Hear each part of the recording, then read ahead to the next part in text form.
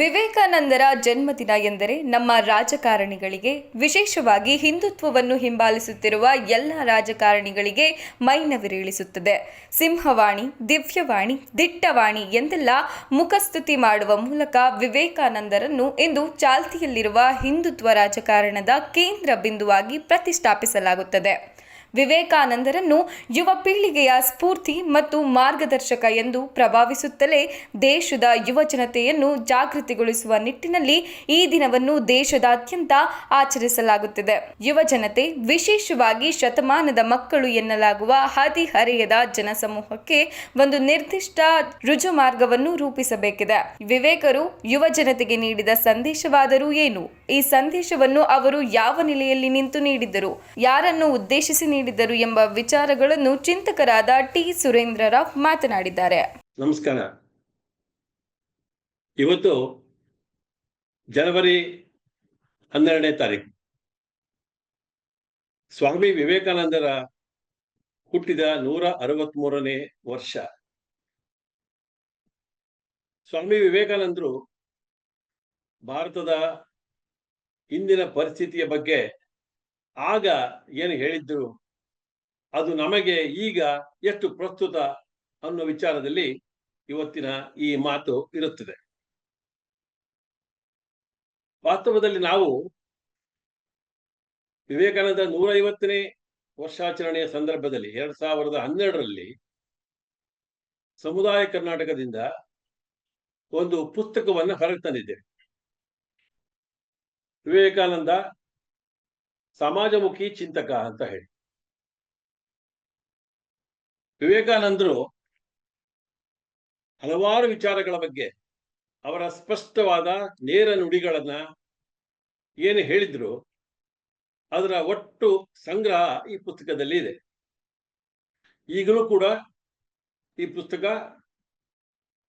ಮಾರಾಟಕ್ಕೆ ಲಭ್ಯ ಇದೆ. ಇತ್ತೀಚೆಗೆ ಜನಶಕ್ತಿ ಮಾಧ್ಯಮದವರು ಈ ಪುಸ್ತಕವನ್ನು ಮರುಮುದ್ರಣ ಮಾಡಿದ್ದಾರೆ. ಈಗ ವಿವೇಕಾನಂದರ ಬಗ್ಗೆ ನಮ್ಮ ಮಾತುಗಳನ್ನ ಹೇಳ್ತಾ ಹೋಗೋಣ. 150 ವರ್ಷಗಳ ಹಿಂದೆನೆ ಆಗಿನ ಭಾರತದ ಪರಿಸ್ಥಿತಿಯನ್ನ ಗಮನದಲ್ಲಿ ಇಟ್ಟುಕೊಂಡು ವಿವೇಕಾನಂದರು ತಮ್ಮ ವಿಚಾರಗಳನ್ನ ಎಷ್ಟು ಪ್ರಖರವಾಗಿ, ಎಷ್ಟು ನೇರವಾಗಿ ಹೇಳಿದ್ರು ಹೇಳ್ತಕ್ಕಂಥದ್ದನ್ನ ನಾವು ಗಮನಿಸಬೇಕು.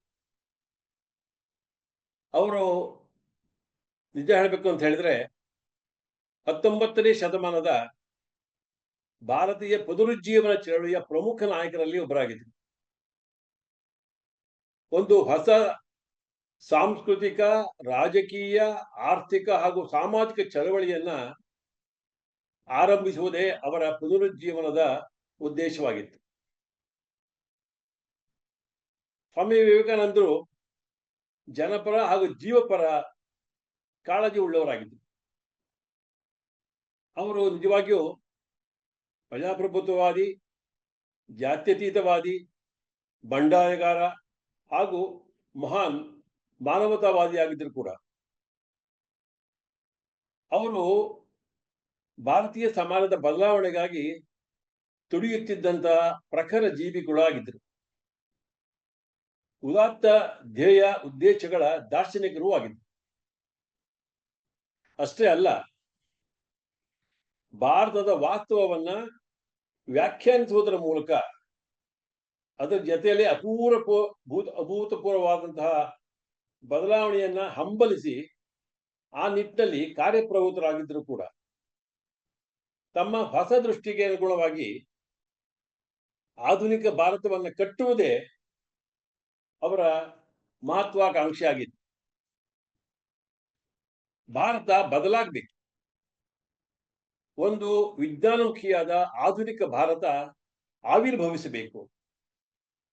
ಪ್ರಜಾಸತ್ತಾತ್ಮಕವಾದ ಜಾತ್ಯತೀತ ನಿಲುವಿನ ರಾಜಕೀಯ ವ್ಯವಸ್ಥೆಯೊಂದಿಗೆ ನವೀನ ಭಾರತ ತಲೆ ಎತ್ತಿ ನಿಲ್ಲಬೇಕು ಅನ್ನೋ ನಿಟ್ಟಿನಲ್ಲಿ ಅವರು ಶ್ರಮಿಸಿದ್ರು ಕೂಡ.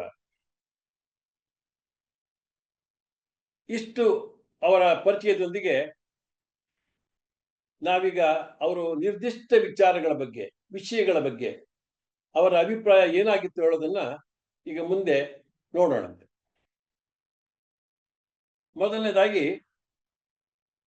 ಮೂಢನಂಬಿಕೆಗಳ ಬಗ್ಗೆ ಅವರ ವಿಚಾರ ಏನಿತ್ತು?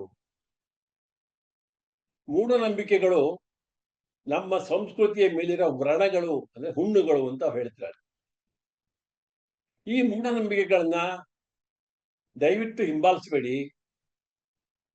ಅದಕ್ಕಿಂತ ನೀವು ಶುದ್ಧ ನಾಸ್ತಿಕರಾಗೋದೇ ಒಳ್ಳೇದು ಅನ್ನೋ ಮಾತನ್ನು ಕೂಡ ಅವರು ಹೇಳಿದ್ರು. ನಿಮಗೂ ಹಾಗೂ ದೇಶಕ್ಕೂ ಅದು ಬಹಳ ಒಳ್ಳೇದಾಗ್ತದೆ ನಾಸ್ತಿಕರಾದ್ರೆ ಅಂತ ಮಾತನ್ನು ಹೇಳಿದ್ರು ಅವರು. ನಾಸ್ತಿಕತೆಯಲ್ಲಾದ್ರೂ ಸ್ವಲ್ಪ ಶಕ್ತಿ ಇದೆ, ಆದರೆ ಮೂಢನಂಬಿಕೆ ಇರುವುದು ಅವನತಿ ಮತ್ತು ಮರಣ ಮಾತ್ರ ಅನ್ನೋ ಮಾತನ್ನು ಅವರು ಹೇಳಿದರು. ಬಲಾಢ್ಯರು ಇಂತಹ ಮೂಢನಂಬಿಕೆಯ ಮೇಲೆ ಕಾಲ ಕಳೀತಾನೆ ಇರ್ತಾರೆ. ಕೆಲಸಕ್ಕೆ ಬಾರದ ಕುಲಗೆಟ್ಟ ಆಚಾರಗಳನ್ನೆಲ್ಲ ವಿವರಿಸುವುದಕ್ಕೆ ಉಪಕಥೆಗಳನ್ನ ಕಲ್ಪಿಸಿಕೊಂಡು ಹೇಳ್ತಾ ಇತ್ತು. ಇದು ಮಾನವ ಕೋಟಿಗೆ ನಾಚಿಕೆಗೇಡಿನ ವಿಚಾರ. ಅವು ನಮ್ಮ ದೇಹದ ಮೇಲಿನ ವ್ರಣಗಳಿದ್ದಂತೆ, ಹುಣ್ಣುಗಳಿದ್ದಂತೆ. ಅವುಗಳನ್ನ ಕತ್ತರಿಸಿ ಹಾಕಬೇಕು, ನಾಶ ಮಾಡಬೇಕು ಅಂತ ಹೇಳಿ ಅವರು ಸ್ಪಷ್ಟವಾಗಿ ಮೂಢನಂಬಿಕೆಗಳ ಬಗ್ಗೆ ಹೇಳ್ತಾ ಇದ್ರು. ಅದನ್ನು ಮುಂದುವರೆದು ದೇವರು, ಧರ್ಮ ಈ ವಿಚಾರದಲ್ಲಿ ಏನ್ ಹೇಳ್ತಾ ಇದ್ರು? ಮನುಷ್ಯರ ಸಂಖ್ಯೆಗಿಂತ ನಮ್ಮ ದೇಶದಲ್ಲಿ ಹೆಚ್ಚಾಗಿ ದೇವರುಗಳೇ ಇದ್ದಾರೆ. ಆದ್ರೂ ಅವರಿಂದ ಯಾವ ಸಹಾಯವೂ ನಮಗೆ ಸಿಗ್ತಾ ಇಲ್ಲ. ಪ್ರಪಂಚದಲ್ಲಿರುವ ಎಲ್ಲ ದೇವರುಗಳಲ್ಲಿ ನಾವು ಪ್ರಾರ್ಥನೆ ಮಾಡೇ ಮಾಡ್ತೀವಿ, ಆದರೆ ನಮ್ಮ ದುಃಖ ಮಾತ್ರ ಇಲ್ಲಿ ಕೊನೆಗೊಂಡಿಲ್ಲ.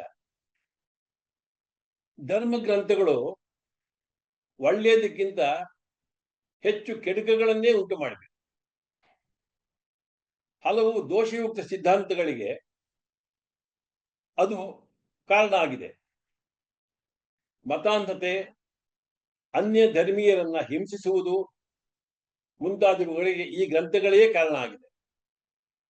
ಈ ಗ್ರಂಥಗಳು ಎಲ್ಲ ಕಡೆಗಳಲ್ಲಿಯೂ ಕೂಡ ಕಪ್ಪಟಿಗಳನ್ನು ಹುಟ್ಟುಹಾಕಿದೆ. ನಮ್ಮಲ್ಲಿ ಮಾತ್ರವಲ್ಲ, ಹೊರದೇಶಗಳಲ್ಲಿಯೂ ಕೂಡ ಈ ಕಪಟಿಗಳು ದೊಡ್ಡ ಸಂಖ್ಯೆಯಲ್ಲಿ ಇದ್ದಾರೆ.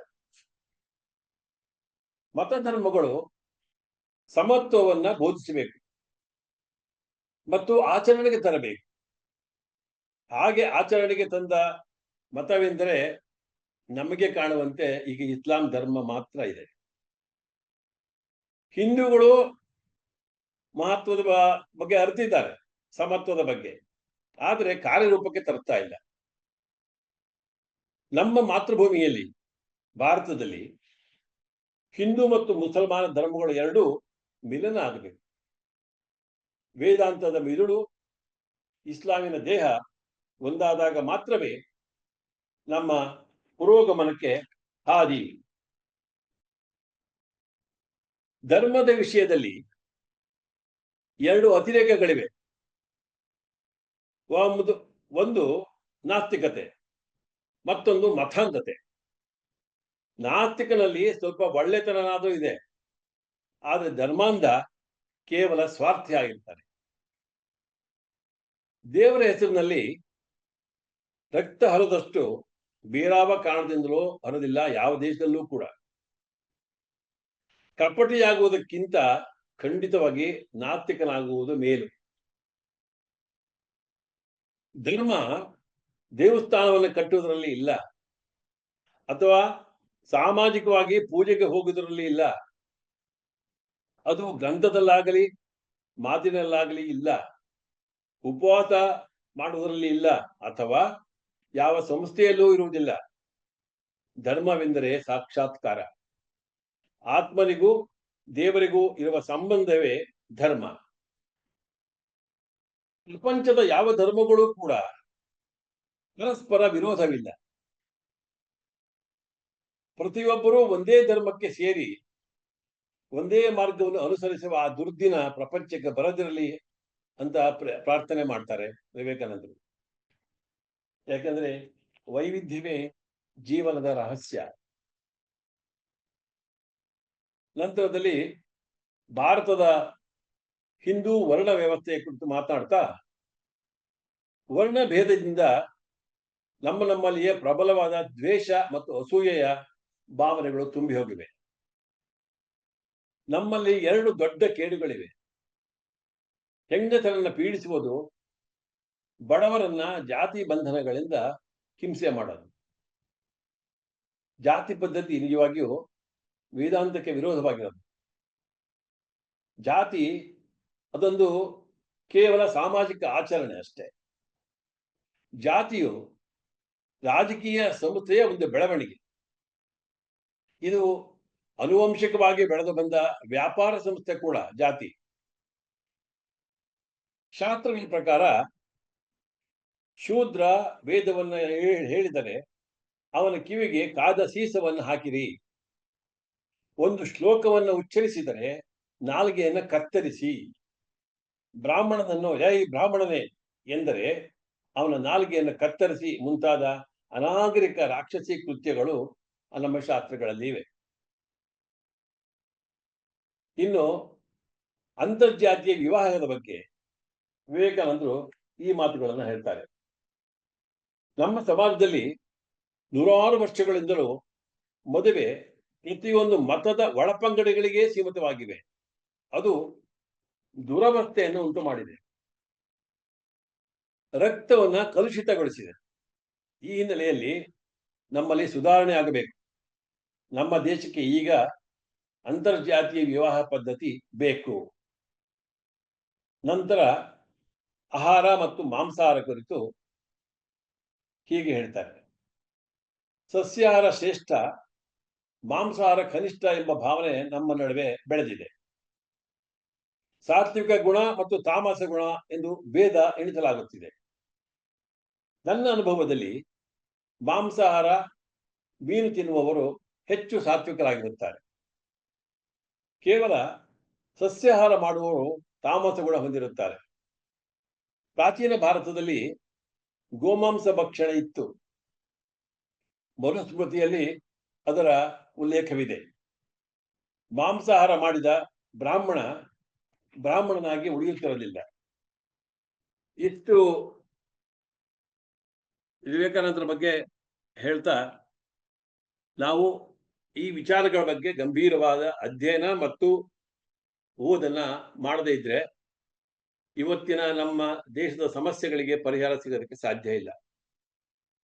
ಬಹಳ ಗಂಭೀರವಾಗಿ ವಿವೇಕಾನಂದರು ಇಡೀ ದೇಶವನ್ನು ಸಂಚರಿಸಿ ಒಟ್ಟು ನಮ್ಮ ದೇಶದ ಜನರ ಪರಿಸ್ಥಿತಿ ಹೇಗಿದೆ ಹೇಳ್ತಕ್ಕಂಥ ಸ್ವತಃ ಅಧ್ಯಯನ ಮಾಡಿ ಇಂತಹ ಮಾತುಗಳನ್ನು ಹೇಳ್ತಾ ಇದ್ದಾರೆ ಅವರು. ಅದರಿಂದ ಇವತ್ತಿನ ಅವರ 136ನೇ ಅವ್ರ ಹುಟ್ಟಿದ ದಿನದಲ್ಲಿ ನಾವು ಅವ್ರನ್ನ ನೆನೆದು ಅವರ ವಿಚಾರಗಳನ್ನ ಮನನ ಮಾಡಿಕೊಂಡು ಅದನ್ನ ಪಾಲನೆ ಮಾಡೋ ವಿಚಾರದಲ್ಲಿ ನಾವು ಗಂಭೀರವಾಗಿ ಯೋಚನೆ ಮಾಡಬೇಕು ಅಂತ ಹೇಳ್ತಾ ನನ್ನ ಈ ಮಾತುಗಳನ್ನ ಇಲ್ಲಿಗೆ ಮುಗಿಸ್ತಾ ಇದ್ದೀನಿ. ನಮಸ್ಕಾರ.